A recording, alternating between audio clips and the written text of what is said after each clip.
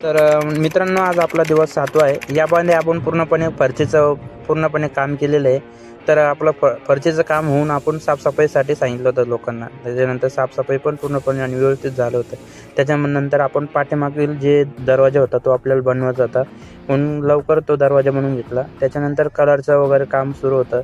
आज तर आमच्याकडे पूर्ण लोक आलेले होते, यात कलरवाले, त्याच्यानंतर इलेक्ट्रिकवाले आणि वेल्डिंगवाले। पूर्णपणे सुरळीत आणि खूप चांगलं काम चालू होतं, एकदम पद्धतशीर काम चालू होतं। त्याच्यानंतर आम्ही लगोपाठोपाठ कलर देण्याला सुरुवात केली होती।